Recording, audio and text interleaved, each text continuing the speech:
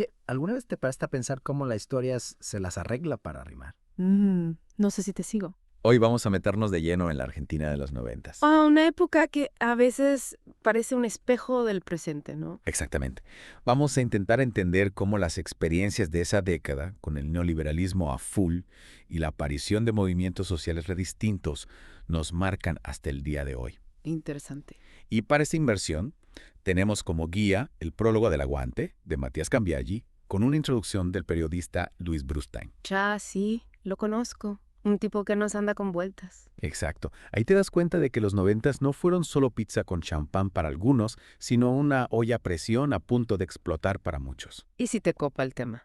Después, te recomiendo que le des una leída al libro completo. Pero bueno, la pregunta que nos vamos a hacer hoy es, ¿cómo esas realidades tan ásperas de los 90 formaron una generación que dijo basta? ¿Y qué ecos de esa época vemos en nuestro día a día? Buena pregunta.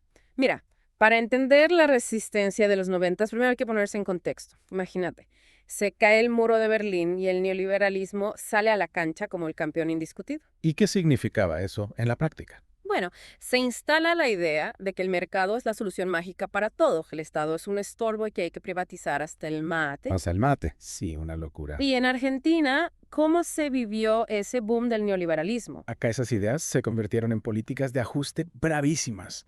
Concentración de guita en pocas manos, los bancos mandando a la economía, una deuda que nos asfixiaba y el Estado básicamente tirando la toalla en temas sociales. Un desastre. Y Bernstein describe cómo esa receta neoliberal le pegó de lleno a la gente. Desempleo a lo loco, pobreza que se extendía como mancha de aceite y una sensación de abandono por parte del sistema. Tal cual. Una época jodida, ¿Te suena familiar? totalmente. Y ojo, porque lo que describe Brustein de los 90 se parece bastante a lo que vivimos después de la elección de Macri en el 2015, ¿no? Misma receta, distintos cocineros. Sí, es como si la historia se empeñara en darnos un déjà vu. Y en ese contexto de ajuste y desilusión, surge algo que Brustein llama crisis de representatividad. Claro, porque los partidos tradicionales, como el radicalismo y el peronismo, se subieron al bondi del neoliberalismo y dejaron a un montón de gente en la parada. ¿Y qué pasó con esa gente? Esa gente sentía que ya nadie lo representaba. Y es ahí, en ese vacío, Ya. donde empiezan a brotar nuevos movimientos sociales, ¿no? Exacto. Brustein a ellos los llama militancia huérfana. Militancia huérfana. ¿Por qué? Porque, a diferencia de los movimientos de izquierda tradicionales, estos no venían como un manual preestablecido. Se estaban construyendo en la marcha, respondiendo a las necesidades del momento. Ya veo, un nuevo tipo de activismo. Y lo que me parece reinteresante es que esta militancia huérfana no discriminaba. Venían exmilitantes de izquierda, peronistas desencantados, sindicalistas con nuevas ideas, todos unidos por la bronca y las ganas de cambiar las cosas. Una mezcla explosiva, sí señor. Y esa diversidad se vio reflejada en las 1000 formas de resistencia que surgieron en los 90. Cada grupo le puso su impronta a su propia música a la protesta. Bueno, y hablando de música, podemos poner algunos ejemplos concretos de esa resistencia. Brustein menciona, por ejemplo, la creación de Correpi, una organización de derechos humanos que se enfoca en la violencia policial. Un tema que lamentablemente sigue revigente, ¿no? Totalmente. Sí. Y todo esto a partir del caso de Walker Bulacio, un pibe que fue víctima de la brutalidad policial. Sí, el caso de Bulacio fue un antes y un después. Mostró la cara más oscura de la represión y encendió la mecha para que se formara Correpi. Y otro ejemplo que me impactó. Hijos y sus scratches, una forma de justicia popular para enfrentar a los milicos de la dictadura que se habían borrado sin pagar por sus crímenes. Imagínate. La bronca contenida durante años, expresada a través de la denuncia pública en la cara de los responsables. Tremendo. Una forma de memoria colectiva, de decir, acá no nos olvidamos, acá no perdonamos. Claro. Y no podemos olvidarnos de los nuevos sindicatos que surgieron en los barrios, como la CTA y la ENTIA. Estos no se limitaban a los lugares de trabajo tradicionales, sino que organizaban a los laborantes en sus propias comunidades. Un sindicalismo más horizontal, más cercano a la realidad de la gente, que le discutía el poder a las viejas estructuras sindicales. Exacto. Y por supuesto, las puebladas de los desocupados, como las de Cutralcó, Tartagal, La Matanza. Gente que no tenía nada que perder y salía a la calle a cortar rutas, a hacerse escuchar a los gritos, una muestra de la desesperación que se vivía en esos años. Claro, cuando la olla a presión explota, no hay forma de controlarla. Y en esos años, la olla estaba que hervía. Y Brustein, que como periodista vivió todo esto en carne propia, cuenta que al principio estos movimientos eran invisibles para el radar mediático. ¿Cómo? Estaban ahí, pero nadie les daba bola.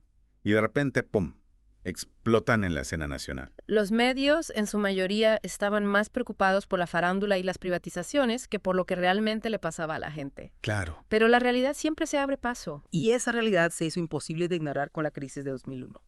Bernstein dice que la crisis fue como la gota que rebalsó el vaso, que expuso toda la bronca acumulada y la transformó en un grito unánime. Que se vayan todos. Un grito que resonó en cada rincón del país, un grito que demostraba que la gente ya no aguantaba más. Totalmente. Y ahí con el país patas para arriba, ¿qué pasaba con esa militancia huérfana? ¿Cómo reaccionaron frente a la crisis? Bueno, ahí es donde las cosas se ponen interesantes, porque la crisis del 2001, además de revelar la fragilidad del sistema, también puso al descubierto las tensiones que había dentro de sus movimientos sociales. Imagínate, tenés un montón de grupos con distintas experiencias, distintas formas de ver el mundo, todos unidos por la bronca contra el sistema, pero sin un camino claro a seguir. ¿O qué pasó? La crisis del 2001 los puso en una encrucijada. ¿Qué hacemos con toda esta energía, con toda esta furia? Claro, porque ahí se puso en juego la pregunta de la representación política, ¿no? Ya. ¿Cómo canalizar toda esa fuerza social que había explotado en la calle? Exactamente. Y ahí surgieron dos caminos. ¿Cuáles? Los autonomistas, que decían ni a palos con la política tradicional. La transformación se hace en la calle, en la organización horizontal. Y por otro lado, los que venían de la izquierda más tradicional, ¿Qué proponían esos? que proponían armar un partido político que pudiera aglutinar a todos los movimientos y pelear por el poder desde las instituciones. O sea que había como una tensión entre la autonomía y la necesidad de tener una voz en el sistema, ¿no? Como si la fuerza de la calle no fuera suficiente para cambiar las cosas desde la raíz. Es que era un debate complejo. Claro. Los autonomistas argumentaban que meterse en la política tradicional era como entrar en un pantano. Te terminabas embarrando y perdiendo tu identidad. Tiene sentido. Por otro lado, los que buscaban una representación política decían que sin una estrategia organizada, sin una voz en el Congreso, la energía de la calle se iba a diluir, como un grito en el desierto. Es verdad, dos posturas válidas. ¿Y la CTA? No podía jugar un papel en esa articulación política. En ese momento tenía bastante llegada en los barrios y en los sindicatos. Sí, la CTA era una pieza clave. De hecho, en su Congreso de Mar del Plata aprobaron la creación de un movimiento político, social y cultural que prometía ser un espacio de encuentro para todos esos sectores. Pero la convocatoria se fue postergando y con la posterga se fue perdiendo la oportunidad de capitalizar el envión del 2001. ¡Qué lástima! Bernstein dice que esa falta de unidad, esa incapacidad para traducir la fuerza social en una representación política fue un factor clave para que los movimientos no pudieran aprovechar al máximo el sacudón del 2001. Y ahí es donde conecta con la idea central del libro de Cambiashi, el aguante. La dificultad que tiene esa militancia huérfana para convertir su poder en la calle en poder político. Una especie de paradoja. Logran poner al sistema contra las cuerdas, pero no consiguen construir una alternativa sólida. Es como si les faltara esa pieza del puzzle, ¿no? Tienen la energía, la bronca, las ideas, pero no logran armar una estructura que les permita ir más allá del momento de la explosión. Claro, y eso nos lleva a una pregunta fundamental. ¿Qué podemos aprender de la experiencia de los 90? ¿Cómo podemos aprovechar la fuerza de la resistencia social sin caer en las mismas trampas? Porque las políticas neoliberales no murieron en el 2001, volvieron a aparecer con Macri, y quién sabe cuándo volverán a asomar la cabeza. Es cierto, la historia parece tener una memoria selectiva y se olvida de las lecciones del pasado. Por eso es tan importante mirar atrás, analizar las estrategias de resistencia, sus aciertos y sus errores, para poder construir un presente y un futuro más justos. Exacto. Y la experiencia de los 90 nos ofrece una oportunidad única para aprender, para entender cómo se organizaron esos movimientos, qué estrategias usaron, qué alianzas construyeron y también cuáles fueron sus limitaciones, sus puntos débiles. Todo eso nos sirve para no repetir los mismos errores, para poder ir más allá. Bernstein lo dice con mucha claridad. Lo que más importaba en esas situaciones era frenar el hambre y la pobreza, frenar a las policías bravas, frenar el cierre de fuentes de trabajo y la falta de justicia. Objetivos que siguen siendo tan urgentes como entonces. Totalmente. Y para alcanzarlos es fundamental entender cómo funcionaban esos movimientos, qué los motivaba, cómo se conectaron con la gente. No se trata de copiar y pegar las mismas estrategias, sino de inspirarse en esa creatividad, en esa capacidad de adaptación que tenía frente a un contexto tan adverso. Y también en la capacidad de resistir, de no bajar los brazos a pesar de las dificultades, ¿no? Porque si algo nos enseña la experiencia de los 90 es que la lucha por una sociedad más justa es una maratón, no una carrera de velocidad. Tienes razón. Y en esa maratón, la memoria, el análisis crítico del pasado se vuelven herramientas fundamentales para no perder el rumbo. Y la pregunta que nos deja Bernstein creo que es clave para cerrar este recorrido por los 90. ¿Qué lecciones podemos aprender de los éxitos y las limitaciones de aquellos movimientos? ¿Y cómo podemos adaptarlas a los desafíos del presente? Una pregunta que nos interpela a todos, porque la lucha por una sociedad más justa, más igualitaria, es una tarea colectiva. Y la experiencia de los 90 con sus luces y sombras nos ofrece una hoja de ruta para seguir adelante. Un camino que sin duda estará lleno de obstáculos. Pero como demostraron aquellos movimientos, la resistencia es posible. La esperanza, como dice Brustein, se construye día a día en la lucha, en la organización, en la solidaridad. Y lo que me parece fascinante de los 90 es que a pesar de todo el quilombo, a pesar de tener todo en contra de esos movimientos, lograron instalar en la cabeza de la gente la idea de que otro país era posible. Es como que plantaron una semilla de esperanza en medio del desierto neoliberal, ¿no? Una semilla que sigue dando frutos hasta el día de hoy. Tal cual. Y ahora nos toca a nosotros como herederos de esas luchas regar esa semilla, cuidarla, hacerla crecer. Porque como dice Brustein, la pelea por un país más justo, más digno, por un futuro donde no nos caguen a palos, es una tarea que no termina nunca.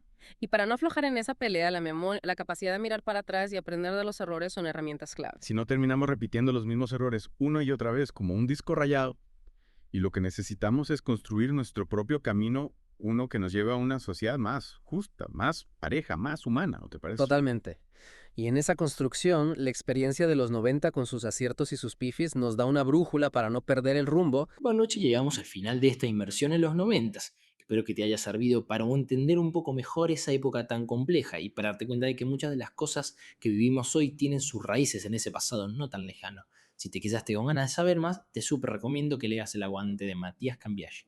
Ahí vas a encontrar un montón de historias, de reflexiones, de ideas para seguir pensando en la resistencia, en la militancia, en cómo construir un futuro mejor entre todos. Gracias por escuchar Geopolítica, un podcast de Enrique Brali. No olvides apoyar nuestro trabajo. ¡Hasta la próxima!